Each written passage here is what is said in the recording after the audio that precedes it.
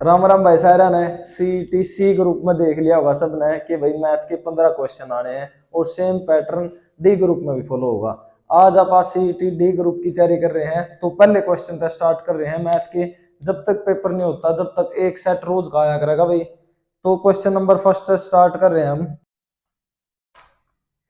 देखो भाई ये क्वेश्चन है, यदि एक भिन्न का अंश 200% बढ़ा दिया जाए तथा हर को 300% बढ़ा दिया जाए तो परिणामी भिन्न 5/12 आता है। मूल भिन्न बताओ। कैसे के सॉल्यूशन करेंगे हम लिख लेंगे भाई। अब मैंने पता है कि न्यूमिनेटर बटे डिनोमिनेटर, ठीक है, यानी कि यो अंश हुआ है हिंदी भाषा में सीधा यो हुआ है हर, ठीक है। इसने लोग है कि इसने 200% बढ़ा देंगे। 200% यानी कि अपने आप में कोई चीज 100% हुआ है, लेकिन 200% और बढ़ा देंगे तो कितना हो जाएगा 300 हो जाएगा। 300% लिख ले या 300 लिख ले।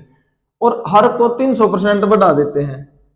हर को 300 यानी कि हर को 300 100 अपने आप में है तो ये 300 हो जाएगा 400, ठीक है। और ये बराबर दे रखे 5/12 के, ठीक है। यहाँ परसेंटेज तक परसेंटेज कट जाएगा, 2 0 तक 2 0 कट गई, 4 3 12, ठीक है। तो ये हो जाएगा अंश बटा और किसके बराबर हो जाएगा 5/9 के, यानी कि यह हमारी मूल भिन्न थी, ठीक है। यह हमारी मूल भिन्न, यानी कि ये आंसर है गया हमारा। एक बार और देख लो अगर समझ में नहीं आया हो तो। हमने पता है कि नीचे अंश हुआ है ऊपर हर हुआ है, ठीक है। इसने कहा कि अगर हम अंश को 100 मान लिया 200% बढ़ा दिया, कोई चीज अपने आप में 100% तो हुआ है, अगर 200% और बढ़ा देंगे तो ये 300% होगी, यानी कि 300 हो गया, 300% हो गया। सेम हर के लिए कंसेप्ट लगेगा, ये हो जाएगा 400%। क्यों किसके इक्वल दे रखा है इसने, परिणाम 5/12 के बराबर हो जाए, ठीक है। कटापीटी करनी है क्योंकि मल्टीप्लाई में है, 2 से 2 कट गई, 4 3 12 हो गया, तो n/d कितना आ जाएगा हमारा 5/9 आ जाएगा आंसर, ठीक है भाई। ये पहला क्वेश्चन था।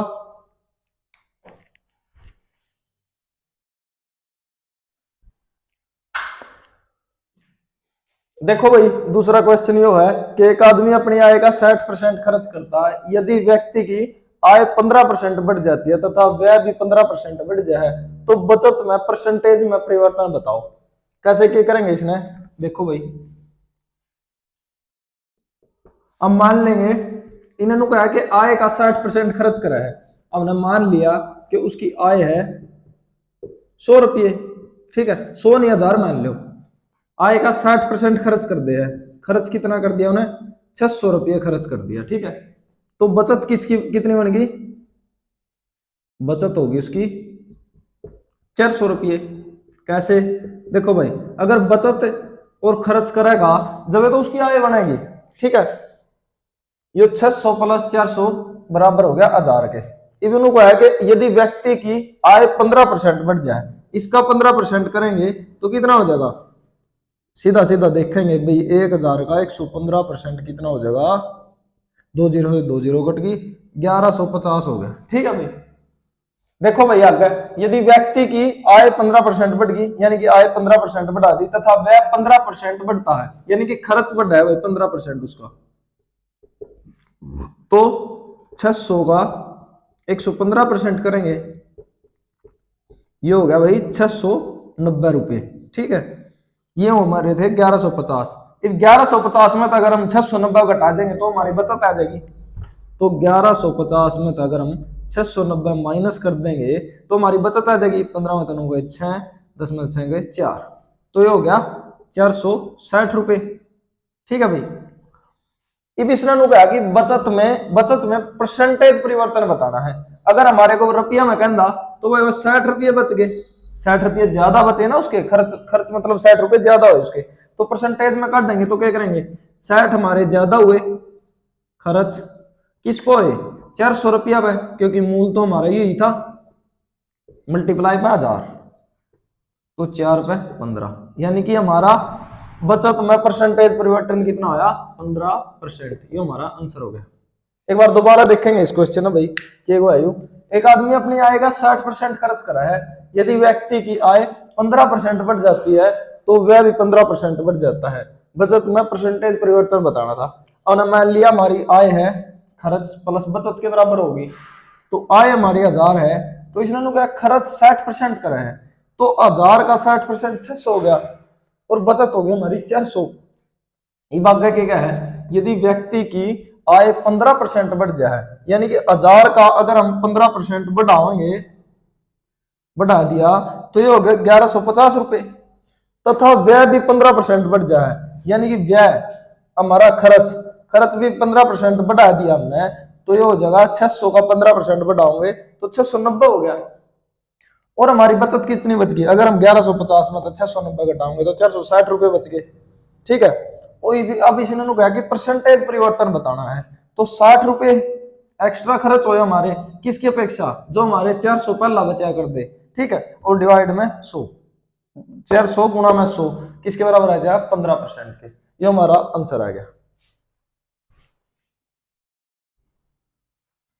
देखो भाई क्वेश्चन नंबर 3 है कि भाई अगर हमारे को नू कह दे कि भाई 10 वस्तुओं का क्रय मूल्य 8 वस्तुओं के विक्रय मूल्य के बराबर है, तो प्रतिशत लाभ बताओ। इसको कैसे करेंगे, देखो भाई जैसे स्टेटमेंट दे रखी है ना वैसा ही लिख लेंगे। इसने नु कहा 10 वस्तुओं का क्रय मूल्य मतलब 10 का कॉस्ट प्राइस बराबर दे रखा है 8 वस्तुओं के सेलिंग प्राइस के। ठीक है,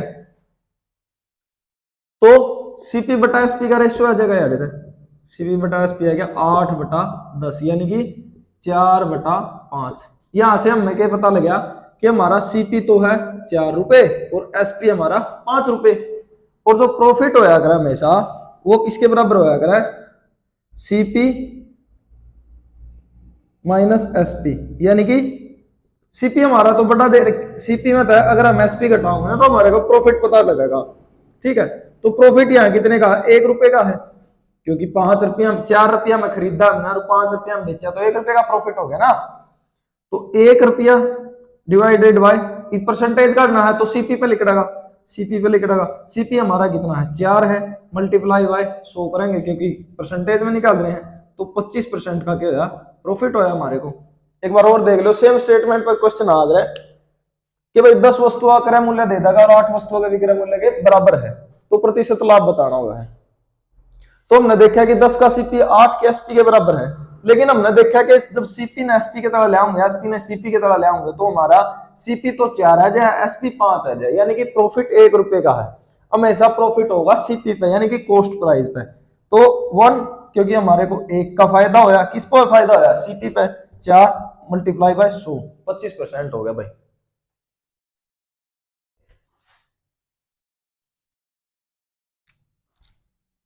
देखो भाई चौथा क्वेश्चन है कि अगर ऐसे टाइप का क्वेश्चन आ जाए कि भाई ए ने 10% के लाभ पर बेच दी, बी ने इतने परसेंट के लाभ पर, सी के इतने, डी को इतने रुपए है, तो ए का पूछ लेगा। देखो भाई इसमें सेम वही स्टेटमेंट है कि ए ने 10% लाभ पर बी को एक वस्तु बेची, फिर बी ने सी को 5% के लाभ पर एक वस्तु बेची। यदि सी को इतने रुपए में वो वस्तु पड़ी तो ए को कितने रुपया में थी वह वस्तु। ठीक है, ऐसे क्वेश्चन में क्या करेंगे हम, या तो ऐसे कर लो, एक तरफ परसेंटेज बचा लो, यहां लिख लो ए, यहां लिख लो बी। 10% प्रॉफिट होया, यानी कि 1/10, 10 की चीज 11 में बिकेगी। ठीक है, सेम बी के साथ, बी ने उसे 5, सी को 5% के लाभ पर बेच दिया, यानी कि 5/100, 1/20 भी हो गया, यानी कि 20 की वैल्यू है 21 होगी। ठीक है, ये हो जाएगा ए की जगह है सी। ठीक है, अब देखो इन दोनों के आपस में मल्टीप्लाई होगी, 10 से ये हो गया 200, ये हो गया 11 एकम 11, 11 दूनी 22 और 1 23, 231 हो गया। ठीक है, अब जो है सी की वैल्यू आई है देखो 462 दे रखी है, यानी कि 231 की वैल्यू दे रखी है 462, यानी कि 2 गुणे पे है। ठीक है, सेम ए गिल्ली करेंगे हम, अब जो 200 गुणा 2 करेंगे तो 400, यह आएगी ए की वैल्यू। ठीक है, ये आंसर आएगा हमारा। या फिर दूसरा क्या करेंगे, हमारे को ए दे रखा भाई। ठीक है, ए ने 10% के लाभ पर बेची, यानी कि 10% के लाभ पर बेचा गया तो 11/10 हो गया, और फिर बी ने उसे सी को 5% के लाभ पर बेचा, यानी कि 21/10, 20 हो गया। ठीक है, बराबर दे रखा है यू किसके, 462 रुपए के। ठीक है, सेम यही है भाई, ये भी सेम है, ये भी सेम है, जैसे मन चाह कर लिया। तो 11 पर कटेगा यू, 11 चौक 44, 11 दूनी 22, और 21 दूनी 42। यह नीचे था, ऊपर मल्टीप्लाई में हो जाएगा, तो ए की वैल्यू हो जाएगी 10 गुणा 20 गुणा 2, यानी कि 400 रुपए। ठीक है भाई, ये आंसर आ गया। सेम स्टेटमेंट के क्वेश्चन आओगे, बस थोड़ी डिजिट बदलेगी और कुछ नहीं है, एक बार देख लियो भाई ध्यान से।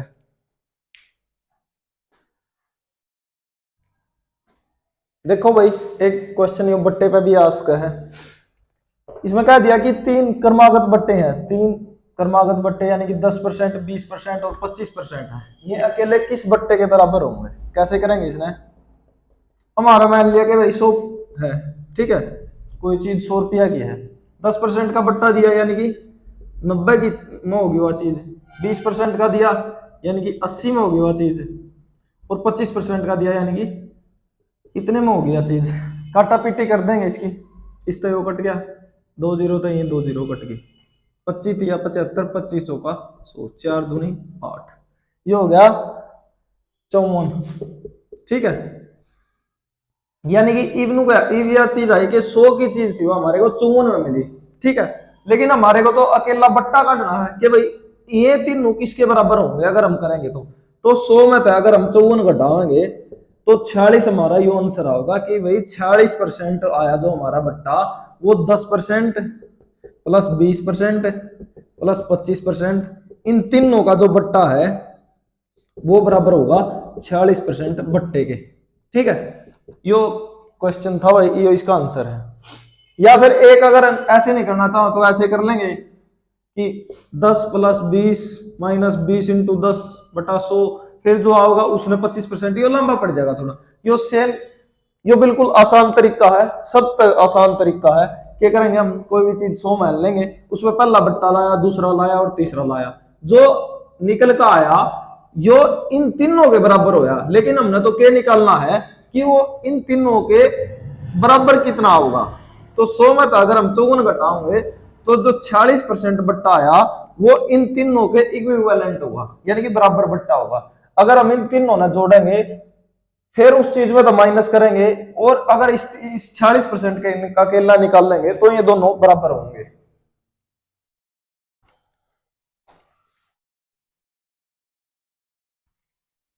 देखो भाई, 5वां क्वेश्चन, छठा क्वेश्चन है क्या, साधारण ब्याज पर रिलेटेड। यदि किसी राशि का साधारण ब्याज दे दे मूलधन के 4/9 के बराबर है और उसमें ब्याज की दर और समय भी बराबर हो, तो कैसे हम दोनों में तो एक निकाल सके हैं, ये देखेंगे। पहली लाइन के को है कि साधारण ब्याज है ना, जो साधारण ब्याज मूलधन का 4/9 है, यानी कि मूलधन का कितना है, 4/9 है। यही तो कह रखा है पहली लाइन में कि साधारण ब्याज मूलधन का 4/9 है। तो यहां तक यह जगह जो साधारण ब्याज है इसने नीचे लिया होंगे तो मूलधन किसके बराबर होगा, 4/9 के। साधारण ब्याज अगर 4 है तो मूलधन 9 रुपये हो गया। हमने पता है बे जो साधारण ब्याज का फार्मूला क्या है, मूलधन गुणा दर गुणा समय बटा 100। ठीक है, यह वैल्यू पुट कर देंगे और हम इन दोनों ने क्या मान लेंगे, आर मान ले, किसके बराबर दे रखा है, समय मान लिया या फिर दर मान ली, दोनों में एक मान लेंगे, समय या दर, क्योंकि दोनों बराबर दे रखे हैं। ठीक है, अब जिसकी दो वैल्यू दे रखी है वो पुट कर दो।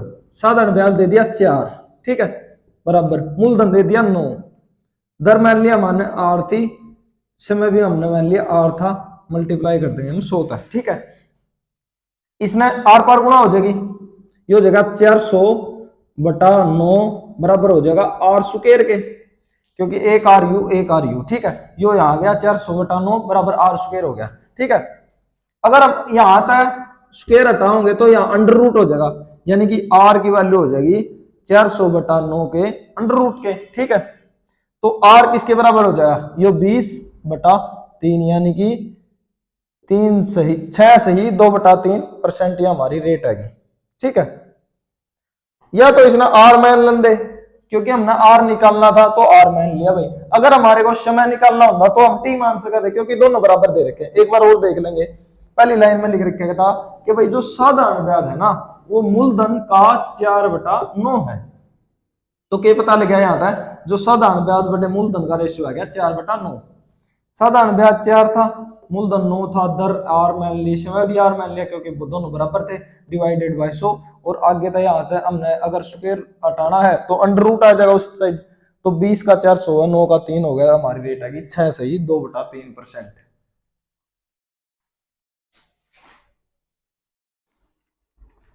देखो भाई 7वें क्वेश्चन पे आ गए हैं बा।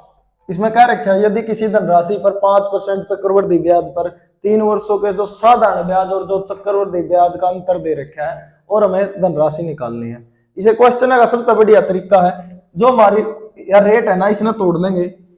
सॉल्यूशन कैसे करेंगे देख लो भाई, कि जो 5% है ना वो किसके बराबर हो जाएगा, 5/100 के, यानी कि 1/20 के। ठीक है, अब इसने 3 साल खातर गया है, तो ये जो 20 है ना, इसने 3 गुना कर 20 का क्यूब कर देंगे। ठीक है, 20 का क्यूब कितना हो गया, 8000 हो गया।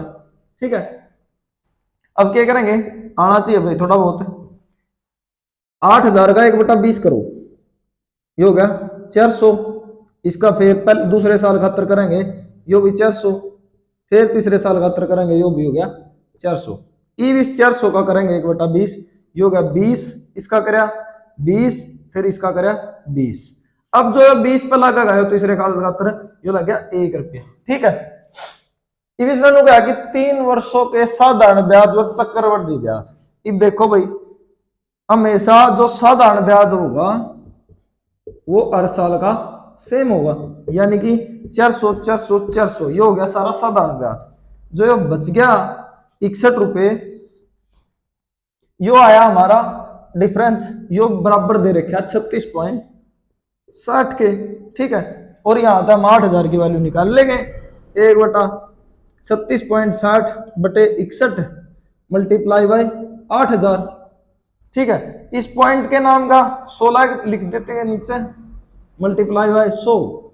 ठीक है, 2 जीरो था, ये 2 जीरो काट लिया, 61 6 पे चला गया यू, तो हो गया 4800। ठीक है, ये आंसर आ गया। कैसे क्या करा एक बार और देख लेंगे। हमने देखा कि भाई 5% की रेट दे रखी है, अगर हम 5% ना तोड़ेंगे तो 1/20 आ गया। फिर अगला स्टेप देखा हमने, 3 वर्षों के लिए पूछ रखा भाई, तो 3 वर्षों के लिए पूछा तो 20 का क्यूब कर दिया, अगर 2 वर्षों के लिए पूछता तो स्क्वायर कर देते, तो 8000 हो गया 20 का क्यूब। हमने तीनों साल खातर चक्रवृद्धि ब्याज निकाल लेंगे, तो हमारी रेट तो 1/20 थी। अब 8000 पे पहले साल पे ब्याज लग गया 1/20, तो हो गया 400 रुपए। फिर दूसरे साल लग गया 400 रुपए, और जो चक्रवृद्धि ब्याज होगा जो साल के ऊपर भी लगेगा, इस 400 के ऊपर एक बार और मार देगा, तो होगा 20 रुपए। फिर नुए तीसरे साल पाए 1/20 लग गया, यानी कि 400 लग गया। फिर जो पिछले साल लगे थे इस 400 का और इस 400 का, यो इन पे भी लग गया भाई। ठीक है, और फिर ये जो 20 बच गया यो इस पे भी लग गया एक ब्याज। तो हमने देखा कि भाई जो डिफरेंस आया वो 61 के बराबर आया, और जो हमारे को दे रखा 36.60 के। अब यहाँ तक एक की वैल्यू निकाल लेंगे, और जो हमने जो माना था 8000 मल्टीप्लाई बाय 8000 कर देंगे, क्योंकि हमने तो मानना था ना, एक्चुअल में तो ये 4800 रुपए था, तो ये 4800 आंसर आ गया भाई।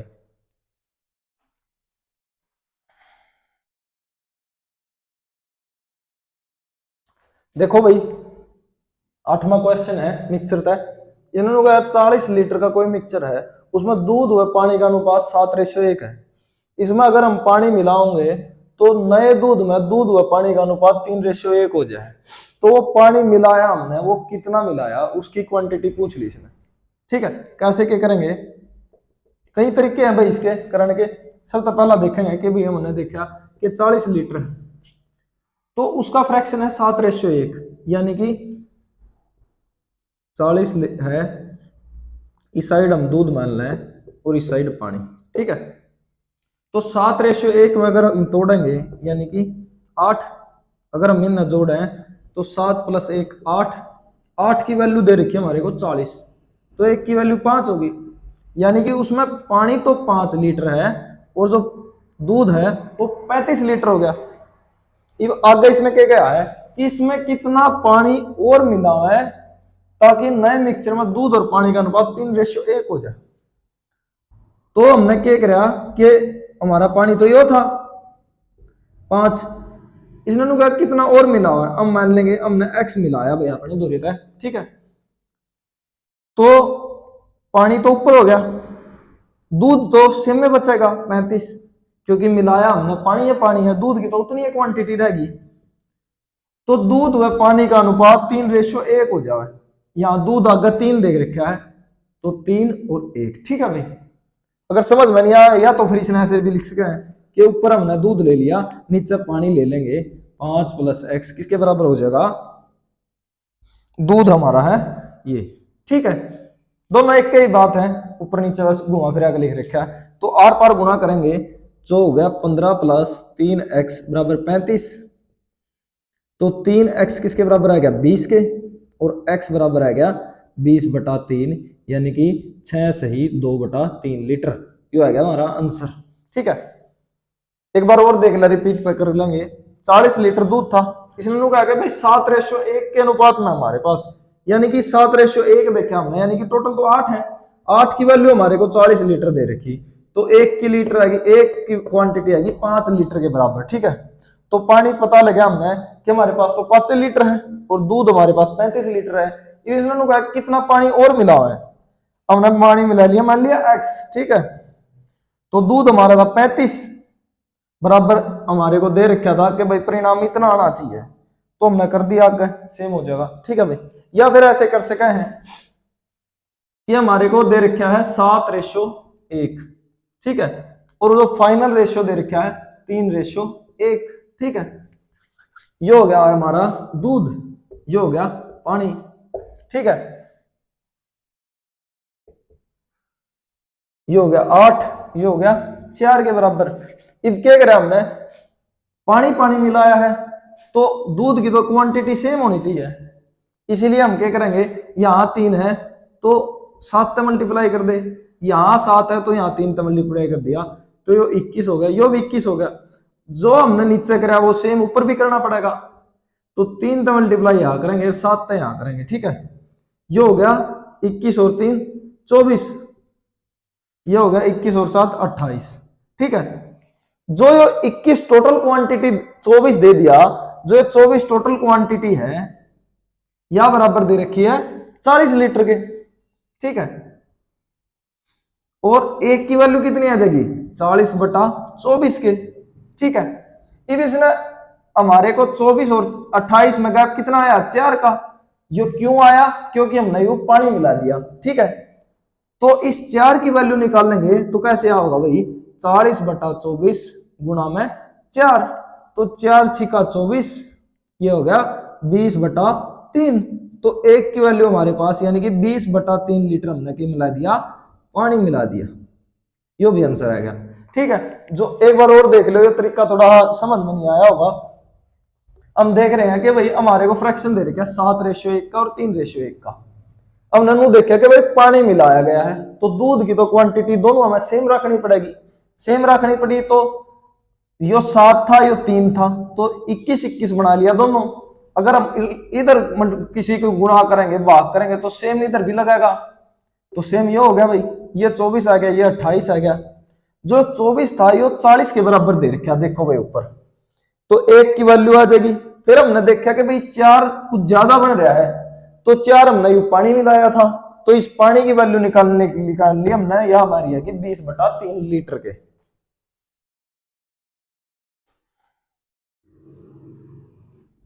देखो भाई 9वें क्वेश्चन पे आ गए हैं। इसने कह दिया यदि m/n इसके बराबर है तो इसकी वैल्यू किसके बराबर होगी। हमने देखा कि भाई जो m/n है वो 3:2 हो गया, यानी कि m की वैल्यू तो 3 है, n की वैल्यू 2 है, तो यहां पुट कर देंगे भाई 4m + 5n बटा 4m - 5n किसके बराबर होगा। m की जगह हम 3 पुट कर देंगे, 4 × 3 माइनस, और n की जगह 2 पुट कर देंगे, 5 × 2 बटे सेम नीचे 4 × 3 माइनस 5 × 2, ठीक है, ऊपर प्लस है भाई, तो 4 दिए 12 + 10 और 12 - 10 22/2, यानी कि 11 आंसर है, ठीक है। ये तो आसान सा सवाल था, इसमें बस हमने क्या करना था, वैल्यू पुट करनी थी। m रेशियो n दे रखा है तो 4m + 5n था, 4m - 5n था, जहां जहां m था वहां 3 पुट कर दिया, जहां n था वहां 2 पुट कर दिया, तो हमारा आंसर आ गया भाई। ठीक है, 11 आंसर आ गया।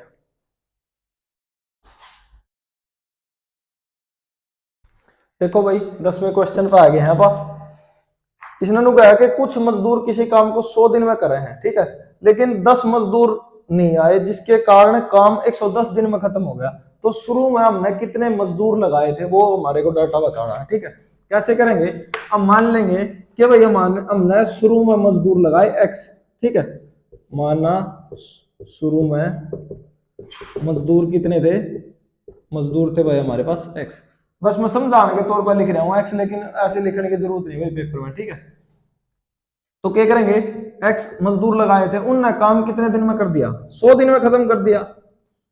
लेकिन 10 मजदूर आए नहीं, यानी कि जो हमारे पास x मजदूर थे ना उनमें तक 10 नहीं आए, यानी कि x में अगर हम 10 निकाल देंगे तो इसका मतलब तो ये होगा कि भाई 10 मजदूर, मान लिया पहला 100 थे तो अब 90 बच गए।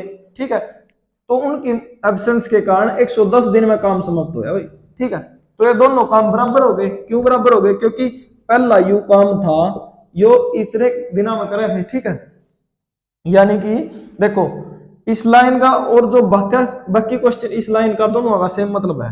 ये लोग है कि x दिना में x मजदूर थे हमारे पास, इतने दिन में काम पूरा कर दिया, लेकिन जो यो 10 मजदूर नहीं आए ना उनकी एब्सेंस थे, ये 110 दिन में काम होया। ठीक है, ये भी आता है x की वैल्यू निकल जाएगी, यानी कि जो 100x किसके बराबर होया, 110 x माइनस ये हो गया 1100 के। ठीक है, तो x x एक साइड बाकी एक साइड, तो इसने इधर लिया आऊंगे माइनस के ना, ये हो जाएगा 1100, 110 सेम रह जाएगा, इसने नून ले जाएंगे माइनस का 100x, तो 10x की वैल्यू बच गई 1100 और x की वैल्यू आएगी 110 आंसर। ठीक है, कैसे क्या कराया, हमने शुरू में मान लिया मजदूर हमारे पास x थे। ठीक है, वो 100 दिन में कोई काम पूरा करा दे। ठीक है, तो उसने आगे नुका दिया कि भाई अगर हम 10 मजदूर निकाल दें तो हमारा काम 110 दिन में हुआ है, तो मल्टीप्लाई कर दी। ठीक है, यो आंसर आएगा भाई हमारा कि जो शुरू में हमने 110 मजदूर लगाए थे ना वो 100 दिन में काम करे थे। अगर हम आंसर देखना चाहें कि भाई यहाँ 110 पुट करें तो बराबर होगा, एक बार देख लेंगे कि जो 110 है वो 100 के बराबर था। अगर हम 10 माइनस करेंगे यानी कि 100 हो गया, वो सेम काम 110 में दिन में करेगा, तो दोनों साइड कट गया। देखो भाई 110 था 110 गया, 100 था 100, यानी कि आंसर हमारा बिल्कुल राइट है। ठीक है,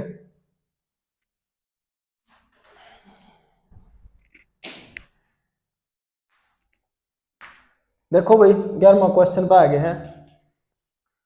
एक नुको है कि एक आदमी को निश्चित दूरी 10 किलोमीटर की चालता चल रहा है तो वो 15 मिनट लेट हो जाए, अगर वही दूरी 12 किलोमीटर प्रति घंटा की चालता चल रहा है तो फिर भी 5 मिनट लेट हो जाए, तो डिस्टेंस बतानी है भाई। इसमें एक सीधा सा फार्मूला है भाई, क्या हो जाएगा, हम लिखेंगे कि 10 किलोमीटर इंटू जो दोनों की 12 किलोमीटर, इन दोनों का गैप, और अगर क्या करेंगे जो 15 मिनट और जो 5 मिनट, हमने देखा कि भाई दोनों में देर हुआ है, अगर देर होगी तो माइनस कर देंगे 10/60, क्योंकि मिनट में है ना, मिनट के घंटे बना लेंगे तो 10/60 कर देंगे। ठीक है, तो 2×6 = 12, 6×5 = 10, 60, ये हो जाएगा 10 किलोमीटर की डिस्टेंस आएगी भाई। ठीक है, जो सीधा सीधा फार्मूला लग जाएगा। इसमें कैसे क्या करेंगे, देखो चाल कर देंगे दोनों की, चाल मान लिया a इंटू बी, ठीक है, और इन दोनों का डिफरेंस ले लेंगे चाल का। ठीक है, अगर हमारे को यहाँ पे दे देंगे कि भाई एक में देर हुआ है एक में जल्दी पहुंच जाए, या मान लिया जल्दी पहुंच जाए, ठीक है, तो क्या कर दे हम, यहां कितना था 15 और ये 5 था, तो ये हो जाता 20। ठीक है, 20/60 कर देंगे। 60 क्यों करा, क्योंकि ये मिनट में दे रखे थे, हमने क्या बना दिया, घंटे बना दिए, क्योंकि ये पहला भी किलोमीटर प्रति घंटे में था, इसीलिए हमने ये भी क्या बना दिया, घंटे में बना दिया भाई। ठीक है, उम्मीद है हमने समझ में आएगा, अगर ये समझ में ना होना भाई कमेंट में जरूर डाल दियो।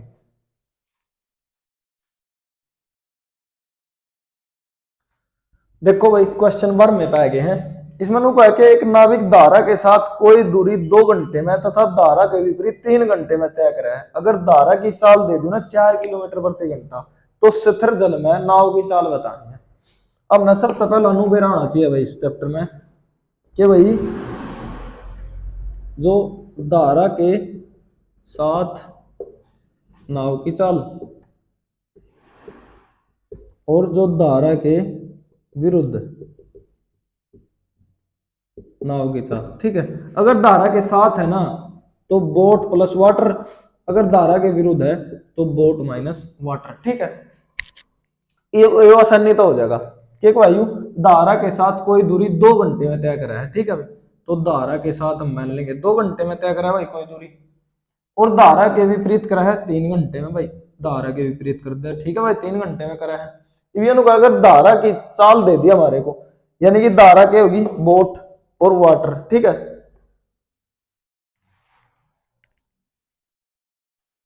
यानी कि हमारे को W की वैल्यू दे दी भाई ना 4, तो पुट कर देंगे, सीधी बात है। तो 2b प्लस 4 ये हो जाएगा 3b माइनस 4, तो निकाल लेंगे। तो 2b प्लस 8 किसके बराबर हो जाएगा 3b माइनस 12 के। तो 3b में तय अगर हम एक b निकाल देंगे, ठीक है, क्योंकि इसने इस साइड ले आए हैं तो दोनों माइनस क्या हो जाएंगे, तो ये हो गया 20, ठीक है। तो b की वैल्यू कितनी आएगी हमारी 20 आएगी भाई, ये आंसर आ गया हमारा। एक बार और देख लो अगर समझ में नहीं आया हो। अब नन्नू पता होना चाहिए कि भाई धारा के साथ है ना जो नाव की चाल b प्लस डब्ल्यू होगा, और जो धारा के विरुद्ध नाव की चाल होगी वो b माइनस डब्ल्यू होगा। b हमारे पास क्या है, यह है हमारी बोट, यो हमारा वाटर यानी कि धारा, ठीक है, यह हमारी नाव। अब देखो भाई इसने नु कहा कि 2 घंटे लाओ भाई कोई दूरी, ठीक है, वो b प्लस डब्ल्यू 2 घंटे लाओ है, और b माइनस डब्ल्यू लाओ है 3 घंटे, और हमारे को w की वैल्यू दे दी, धारा की चाल दे दी 4 किलोमीटर प्रति घंटा, यानी कि w की जगह में 4 पुट करे भाई, तो स्थिर जल में नाव की चाल आ जाएगी, नाव की चाल आएगी हमारी भाई 20 किलोमीटर प्रति घंटा।